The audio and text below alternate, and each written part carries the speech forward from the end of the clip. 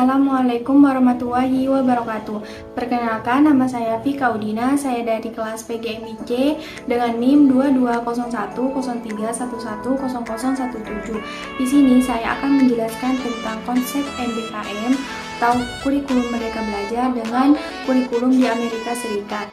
Baik, yang pertama saya akan menjelaskan tentang kurikulum Merdeka.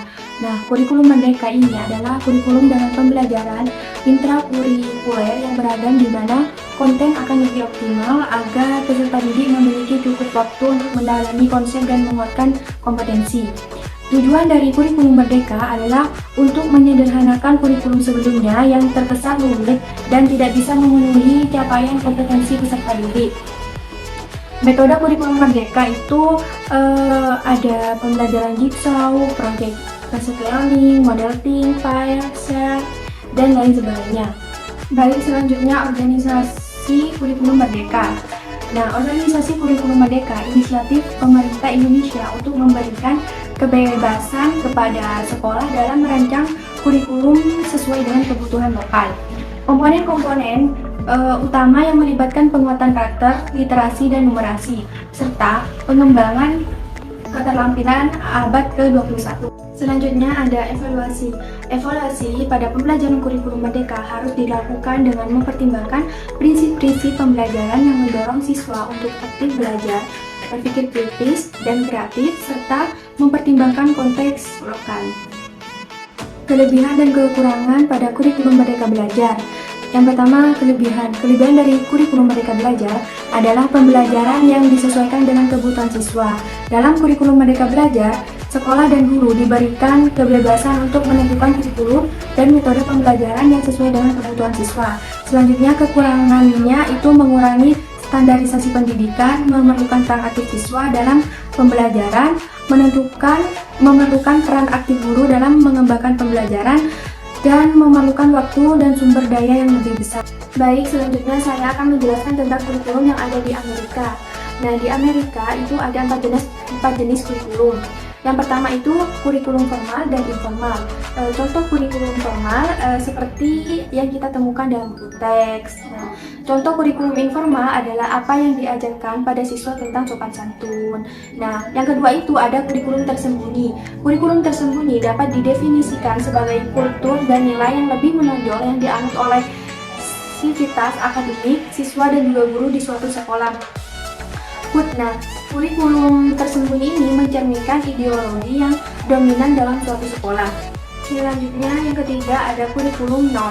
Proses kognitif dan materi pelajaran yang lebih ditekankan untuk diajarkan, baik yang ada dalam kurikulum formal maupun yang tidak. Yang keempat itu ada kurikulum jarak fisik. Beberapa pendidikan berpendapat bahwa apa yang terjadi di sekolah adalah sebuah kurikulum. Jadi, desain fisik sekolah bisa juga disebut sebagai kurikulum. Bukan suatu kebetulan bahwa sekolah abad 19 didesain seperti candi dan gereja, karena maknanya adalah candi atau katedral pengetahuan. Selanjutnya ada tujuan kurikulum pendidikan di Amerika. Yang pertama itu ada untuk mencapai kesatuan dalam keragaman. Yang kedua untuk mengembangkan cita-cita dan praktek demokrasi. Yang ketiga untuk membantu pengembangan individu. Yang keempat untuk memperbaiki kondisi sosial masyarakat. Yang kelima untuk mempercepat kemajuan nasional.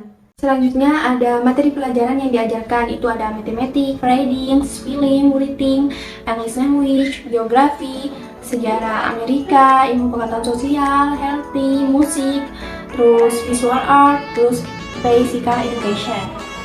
Selanjutnya ada metode dan media dalam pembelajaran. Yang pertama ada reading and writing. Nah, pembelajaran berdasarkan teks yang telah dipilih dengan berbagai pertimbangan. Anak-anak disuruh membaca teks tertentu berkelanjutan dari minggu ke minggu, kemudian dilanjutkan dengan diskusi, demonstrasi tanya jawab, dan dikaitkan dengan kegiatan menulis. Yang kedua itu ada moving class. Siswa selalu bergerak menuju ke kelas sesuai pada jadwalnya, sedangkan guru berada pada kelas yang menetap. Yang terakhir ada team teaching. Nah, guru selalu berkolaborasi dengan guru lain untuk guru memiliki asisten. Tim terdiri dari dua guru, yaitu guru utama dan pendamping. Selanjutnya ada organisasi kurikulum di Amerika Serikat. Di Amerika Serikat, sistem pendidikan diatur oleh pemerintah federal. Negara bagian, dan distrik sekolah. Setiap negara bagian memiliki otoritas untuk menentukan kurikulum mereka sendiri, tetapi ada beberapa kesamaan dalam organisasi kurikulum di Amerika, diantaranya pada mata pelajaran inti, standar pendidikan, standar kompetensi, penilaian dan ujian, dan fleksibilitas dan adaptasi. Jadi, organisasi kurikulum di Amerika dapat bervariasi antara negara bagian dan distrik sekolah. Selain itu, ada upaya terus-menerus untuk mengintegrasikan teknologi, pemikiran kritis, keterampilan kolaboratif, dan pendekatan pembelajaran yang lebih inklusif dalam kurikulum. Selanjutnya ada evaluasi kurikulum pendidikan di Amerika Serikat. Secara umum, prestasi belajar siswa dinilai oleh sekolah menggunakan berbagai tes secara desentralisasi. Kemudian, kemampuan belajar siswa dievaluasi oleh Institusi National Assessment of Education atau Progress NAEP yang merupakan program dari Departemen Pendidikan Amerika. Selanjutnya, hasil dari evaluasi tersebut dimasukkan dalam laporan yang disebut sebagai National Report Card. Nah, selanjutnya penilaian dilakukan pada mata pelajaran matematika, membaca, ilmu pengetahuan, menulis, seni, kewarganegaraan, ekonomi, geografi, dan sejarah Amerika Serikat. Selanjutnya, kelebihan dan kekurangan pada kurikulum di Amerika Serikat. Nah, kelebihan kurikulum di Amerika Serikat melibatkan pendekatan yang berfokus pada pengembangan keterampilan, kritis, kreativitas, dan pemecahan masalah. Sistem ini juga memberikan ruang bagi siswa untuk mengeksplorasi minat mereka melalui beragam mata pelajaran dan kegiatan ekstrakurikuler. Dan kekurangannya itu termasuk ketidaksetaraan pendidikan antar wilayah dan sekolah, serta kurangnya standarisasi dalam kurikulum di tingkat nasional. Sistem ini juga dapat mengekspos ketidaksetaraan dalam peluang pendidikan yang dapat memengaruhi kesetaraan akses pendidikan.